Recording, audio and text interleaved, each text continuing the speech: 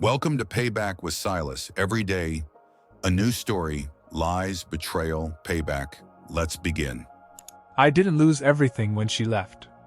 I lost everything when I realized I hadn't lost a thing.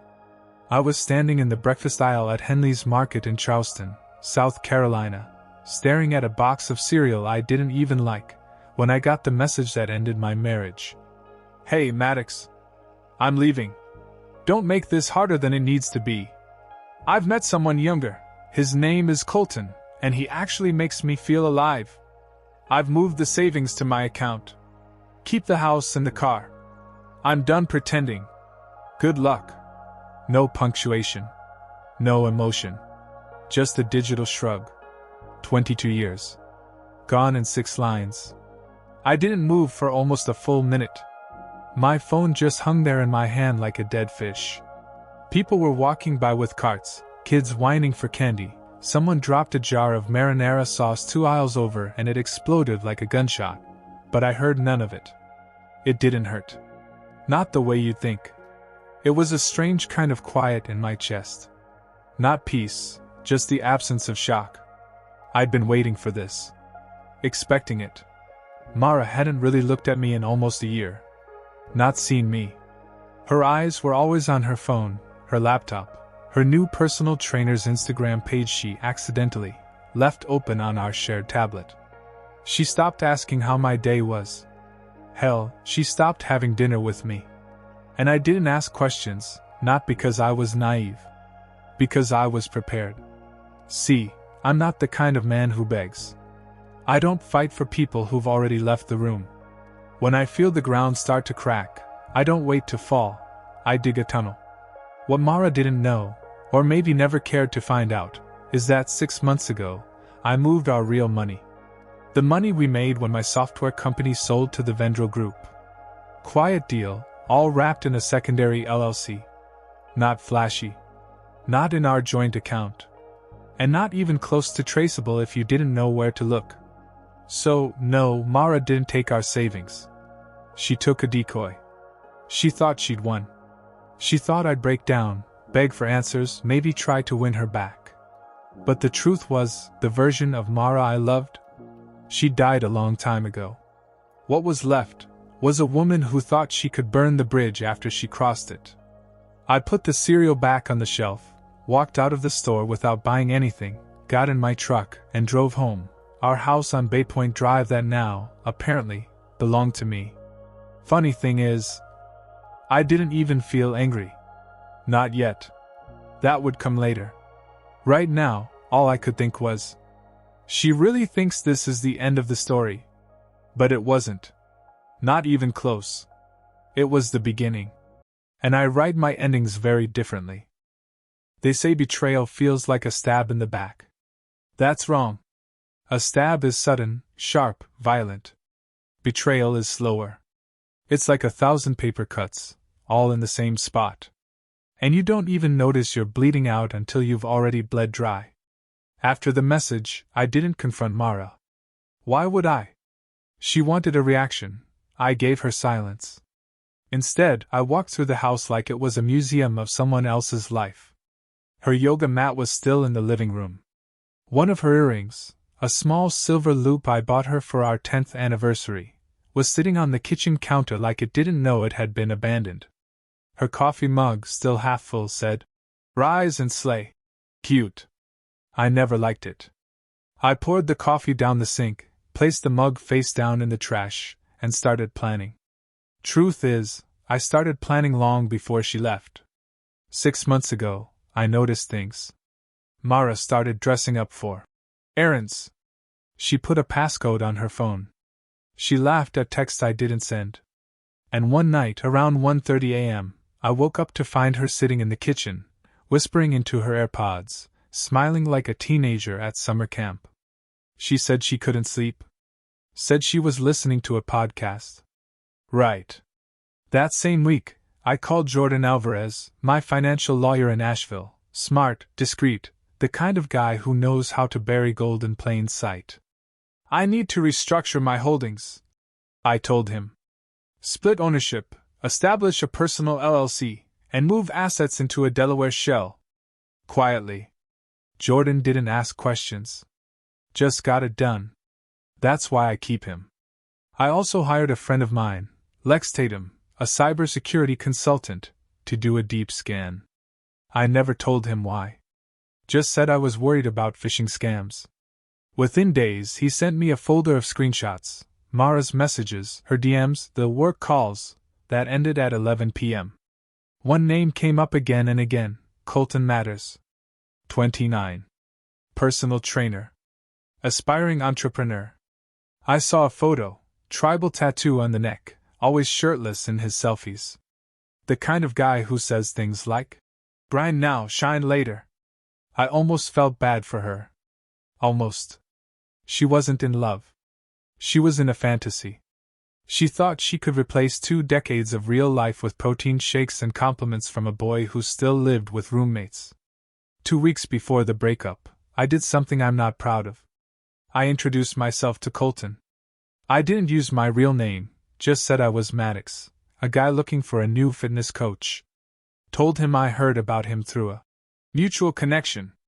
He met me at a smoothie bar in downtown Charleston. Wore a muscle tank in 52-degree weather. "Yo, bro," he said, giving me one of those half-handshake, half-hug greetings. "You look like you've still got fight in you. Gonna be a beast after we work together."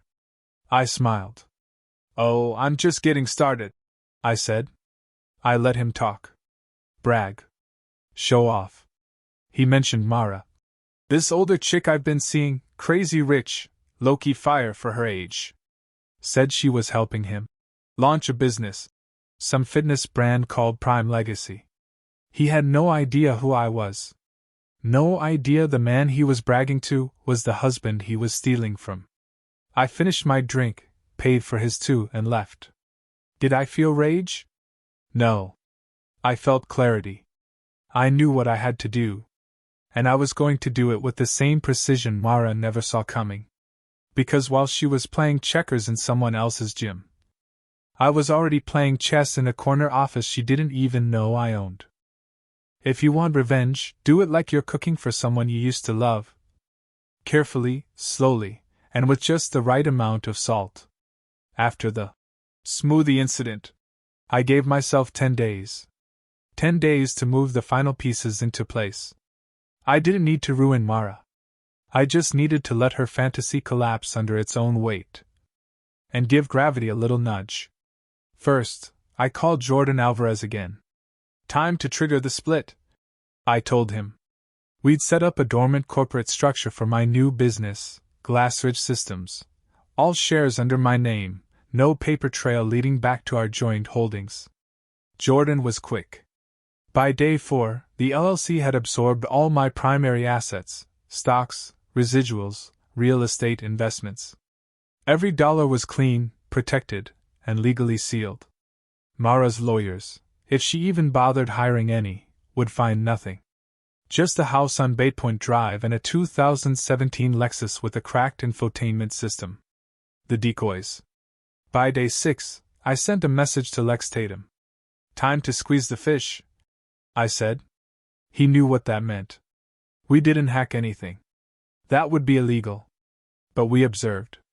Lex monitored Colton's online activity, mostly public. Turns out, our boy had a gambling habit.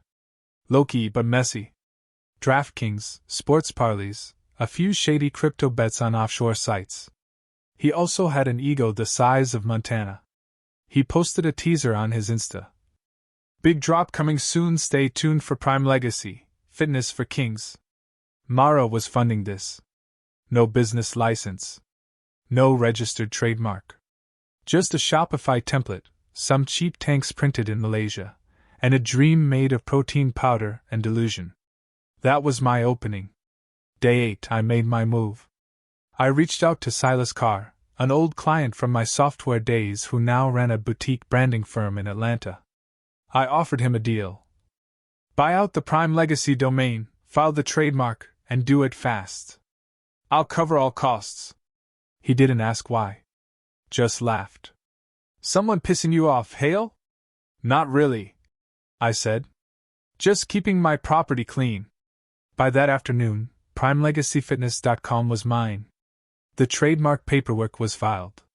The brand name Colton was about to unveil now belonged to me. But that wasn't enough. I wanted to teach Mara something. Not out of cruelty. Out of respect for the man I used to be. The one she threw away. So I did what any good husband would do. I invited her to dinner. She showed up at the Vine, one of Charleston's trendiest rooftop restaurants, wearing a black dress I hadn't seen since our anniversary trip to Savannah. She still wore the perfume I used to like. She looked nervous. Unsure. Good. Maddox, she said, trying to smile. You look different. I am, I said. We ordered wine. She tried to play casual.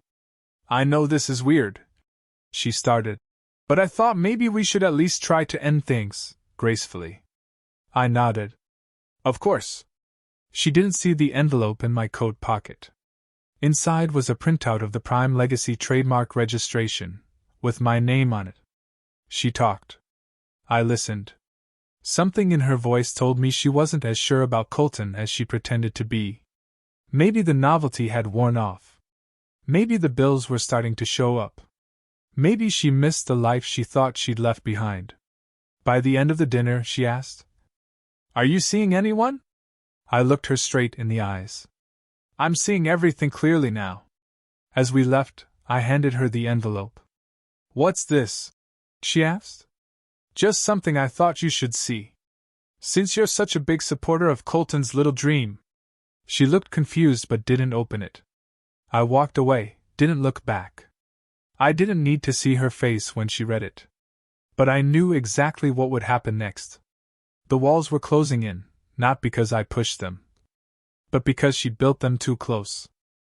You don't need to destroy someone. Just remove what protects them from themselves. The rest takes care of itself. It took 3 days. 3 days after the dinner at the Vine, I got the first text from Mara since the breakup. Did you do something to Colton's business? I stared at the screen for a moment, then typed one word. What business? No reply. But I didn't need one. That same morning, Lex sent me a screen recording, Colton's live stream, red-faced, pacing in a dim bedroom with an unmade bed and a ring light. Someone stole the Prime Legacy trademark. I can't even use the F******ing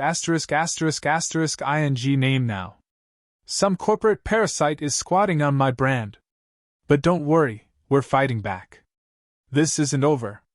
Spoiler, it was. Lex added a note under the video. He tried to file the LLC yesterday. Rejected. Domains locked. Name's legally yours. He's cooked. I could have celebrated. But I didn't. This wasn't about some fitness clown losing a logo. This was about Mara realizing the rules had changed. She thought she was trading up. She ended up investing in a paper kingdom, with a king who couldn't spell logistics. A week later, I saw her again. Not planned. I was having coffee with an old friend from the tech world, at a sidewalk cafe off East Bay Street. The kind of morning that smells like sea air and fresh espresso. And then, there she was. Mara. Alone. No smile. No Colton. Just a reusable bag from some co-op market, and sunglasses she didn't need that day. She saw me. Froze. I raised my cup slightly. Nothing more. She walked over. Hey. Hey. Pause. She looked thinner. Not in the good way. Her confidence, that razor-sharp edge she always carried, was dulled now, like a knife left in the rain. I didn't know you were still around, she said. I never left, I replied. This city's mine too. She tried to smile, then dropped it. Colton's things didn't work out. I said nothing. Silence is underrated. She sat across from me, uninvited. Her voice changed, lower, slower, with a hint of something I hadn't heard in years, regret. I know I handled things badly, she said. I felt trapped. I needed something new. I thought. She stopped. I let her sit in it. She looked at me carefully. You seem different. I said. I finally learned how to stop negotiating with people who mistake my silence for weakness. She blinked, almost flinched. Can we maybe start again? Just as something. I don't know. Friends? More? There it was. The moment. The loop she didn't know she'd walked back into. Only this time, the door was already closed. I finished my coffee, looked her dead in the eyes. You already made your choice, Mara. But people make mistakes. You didn't make a mistake. You made a trade. And it wasn't worth it. I stood up, dropped a tip on the table, and added, Next time you leave something behind, make sure it doesn't know how to live without you. Then I walked away. That night, I slept better than I had in years. No noise. No weight. No woman next to me wondering if she could do better. Just me. My work. My peace. And in the quiet, I realized this wasn't revenge. This was freedom. Most people think closure comes from answers. It doesn't. Closure comes when you stop asking the question. 2 weeks passed. No more texts from Mara. No posts about Colton. No more shadows creeping into my day. I was back to waking up before sunrise. Running along the Battery. Reading in silence. Not healing, I don't use that word. Just returning to myself. And then I got the call that changed everything. It was Callie Brennan, founder of Terra Quotient, a rising eco-tech firm out of Seattle. I hadn't spoken to her in 6 years, back when we pitched against each other for a government contract. She'd won. I've been watching what you've done with Glass Ridge, she said. Quiet. Clean. Surgical. I smiled. Didn't know I had an audience. You've got more than you think. Listen, I'm looking to expand east. I need someone who can build operational infrastructure without drawing headlines. You were the first name that came to mind. Why now? I asked. Because I heard about what happened, she said. And because most men who go through what you did, they unravel. But you rebuilt. You didn't burn anything down, you just walked away cleaner. Her tone changed, more serious. I'm offering equity, not just salary. This isn't a job. It's a seat at the table. I didn't say yes immediately. Not because I had doubts, but because I wanted to earn my yes. So I flew to Seattle the next week. Met her team. Toured the labs. Sat in on 3 executive meetings. They weren't like the corporate monsters I'd known. They had bite, but also vision. The kind I'd buried under spreadsheets for years. Callie and I had dinner after the final meeting. She looked across the table and said, You seem like a man who finally stopped waiting for someone to choose him. That hit harder than I expected. I raised my glass. To new rules. She smiled. To writing them ourselves. That night, back in my hotel room overlooking the water, I stood in front of the mirror for a long time. Not inspecting. Not judging. Just seeing. And for the first time in years, I didn't feel like I was playing catch-up with a younger version of myself. I felt aligned. I texted Jordan Alvarez. We're greenlighting the West Coast branch. File the paperwork. Then I texted Lex. New server structure. Clean install. New everything. And finally, I opened my photo app. Found the last photo of me and Mara, smiling in front of a vineyard in Sonoma, before the silence set in. Before the slow betrayal. I hit delete. No hesitation. No ceremony. Just space. Cleared. The next morning, I flew back to Charleston. The coast felt brighter. Not because the weather changed, but because I did. Some people leave. Some doors close. But the real power is in the ones you choose not to open again. It was raining the morning she came back. Not symbolic, not cinematic. Just soft Carolina rain, the kind that makes everything feel slower. I had just gotten back from Seattle permanently. The new branch was already under construction. My days were full, structured, satisfying. My evenings were quiet. No text from Mara. No noise from ghosts. And then, a knock at the door. I opened it. There she was. Mara. No makeup. No armor. Just wet hair and a folded umbrella in her hands. "Hi," she said, voice soft. "Can I come in?" I didn't move. She looked around, like maybe she'd misread the whole thing. "I've been thinking a lot. About what I lost. About us. About you." I stayed quiet. "I made a mistake," she said. Still quiet. "I thought I wanted adventure. I thought I wanted more. But all I found was noise, immaturity, and people who only liked the version of me that didn't exist." I let the silence stretch until she felt the full weight of it. Then I said calmly, "You didn't lose me, Mara. You gave me away." She looked down. "I know." She stepped forward slightly. "Can we just talk? You don't have to forgive me. I want to sit with you. Just for a little while." I looked at her. Not the way I used to. Not with longing. Not with hate. Not even with sadness. Just clarity. And in that moment I realized there was nothing left to say.